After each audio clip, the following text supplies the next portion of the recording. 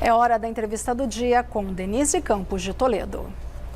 E vamos falar agora da piora da percepção de corrupção aqui no Brasil. Eu converso com o Renato Morgado, que é gerente de programas da Transparência Internacional Brasil. Renato, boa noite, obrigada pela presença.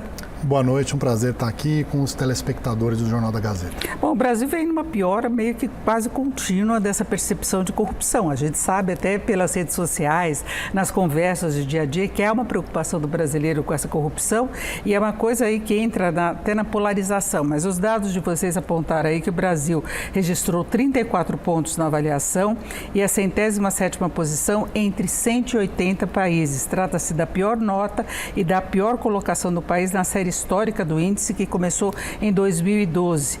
Significa uma queda aí de 2 pontos e 3 posições em relação à pesquisa anterior, não é? E nós estamos aí a média, abaixo de vários tipos de comparação. Há 10 anos o país está empatado com Bulgária, Grécia, Itália, Romênia. Desse grupo, apenas Eswatini, antiga Suazilândia, apenas esse último, o Brasil, estão com as notas piores no índice desde então.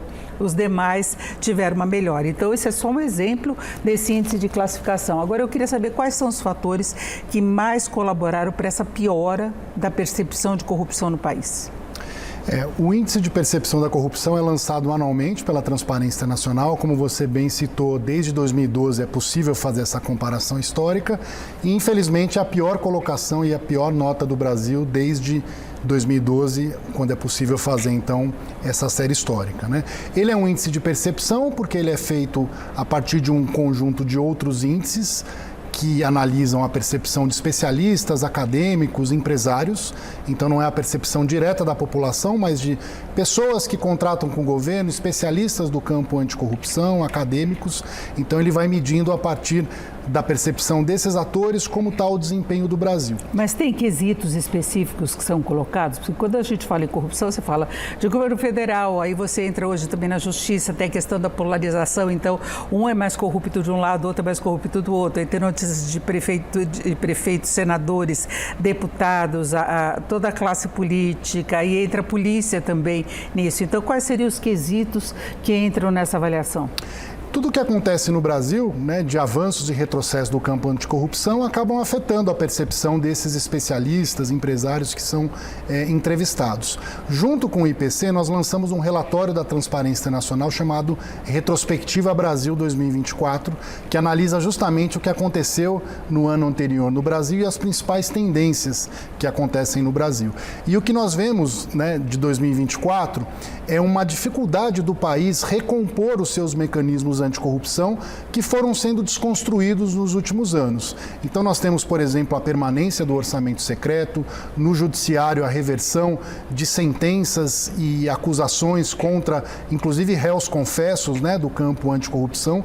Então, tudo isso vai criando um contexto onde a percepção da corrupção vai se agravando e acaba resultando em índices como esse.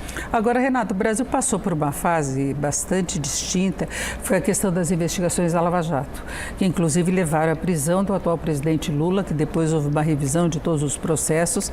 A gente viu que a Lava Jato acabou sendo um exemplo de abuso da justiça em relação a certos mecanismos para obtenção de delações, de denúncias, e isso tudo foi muito questionado pelo judiciário. E ficou aquele clima de desconfiança.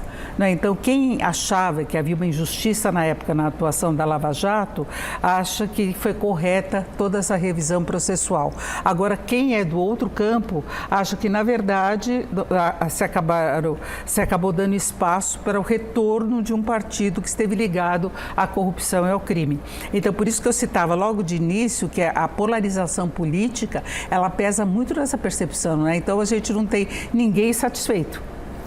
Exatamente, Nós perdemos a oportunidade no Brasil, após uma operação tão grande como a Lava Jato, de fazer um balanço de como o Brasil enfrenta a macrocorrupção.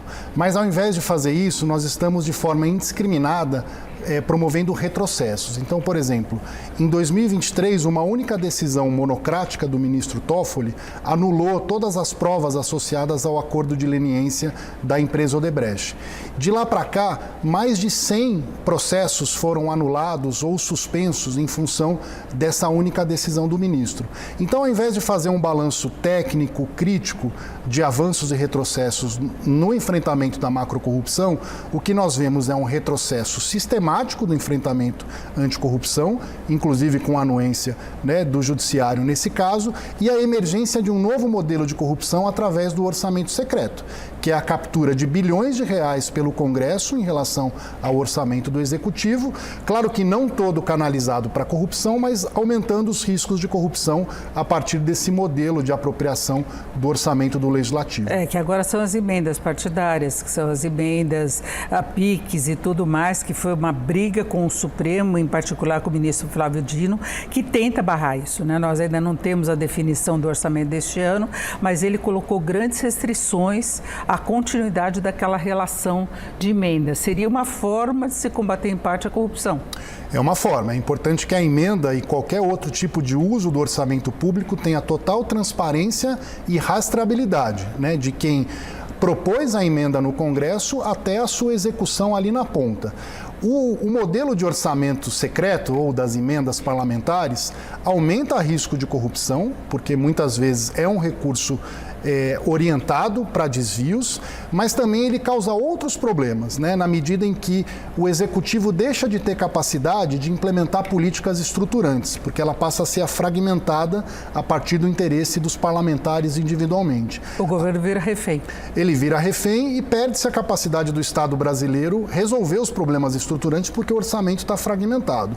Além disso, ele cria uma desigualdade na competição eleitoral, na medida que os parlamentares atuais têm muito mais condições de se reeleger a partir do momento que tem milhões de reais para destinar para suas bases. Agora, Renato, você citou, inclusive, o ministro Dias Toffoli. O ministro Dias Toffoli tem encaminhado um processo contra a Transparência Internacional, né, por iniciativa de Rui Falcão, que questionava a forma como a Transparência participou dos acordos de leniência que foram formalizados no exterior. Eu queria saber o que você tem a dizer a respeito disso, porque vocês fizeram acompanhamento exatamente para tentar dar uma maior legitimidade a esse processo todo, e agora vocês são acusados de também contrariarem o princípio do que seria a não corrupção, não é? Infelizmente, isso é um resultado do nosso trabalho, porque na medida em que a gente traz esse tipo de debate, muitas vezes faz a crítica de forma contundente, a gente recebe de volta desinformação e muitas vezes assédio judicial. A Transparência Internacional participou, como sociedade civil, de forma legítima do debate da destinação de recursos de acordo de leniência. Faz parte do papel da sociedade civil discutir como um recurso que é novo, né, em termos de captação de recursos públicos, deva ser destinado com mecanismos de transparência, de governança e de controle social. Esse foi o papel que nós desempenhamos e, a partir de desinformação, infelizmente, somos alvo de assédio judicial. Agora, o que você acha que poderia mudar, de fato, para a gente ter uma percepção um pouco melhor em relação ao Brasil com todas essas histórias? Tem a questão do sigilo de 100 anos, que o presidente Lula criticou muito, mas também tem utilizado esse recurso para questões pessoais, não é? Inclusive da primeira-dama. Não apresentou ainda o projeto contra essa sistemática no Congresso. Tem a questão das investigações envolvendo Bolsonaro, tem a questão do golpe, mas tem a questão da tentativa de venda de joias, que aí seria uma corrupção mesmo. O que pode acontecer estruturalmente no Brasil para que se confie mais no Executivo, no Judiciário e no Legislativo? Primeiro, os próprios elementos que você trouxe, né, Denise? Transparência total do uso de recursos públicos e da forma como as decisões públicas e as políticas públicas são implementadas. É preciso, no caso onde a corrupção ela é detectada, que haja investigação, claro, sempre espaço para ampla defesa, mas a responsabilização também daqueles envolvidos. Nós estamos num momento de anulação quase total dos processos que foram investigados durante as grandes operações do passado, passado, inclusive a anulação de processos de réu confesso.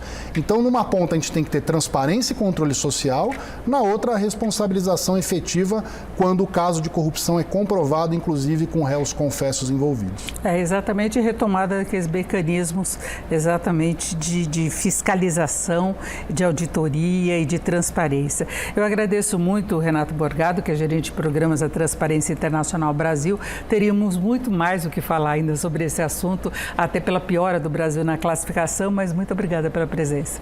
Eu que agradeço, até uma próxima oportunidade. Isso. Com vocês.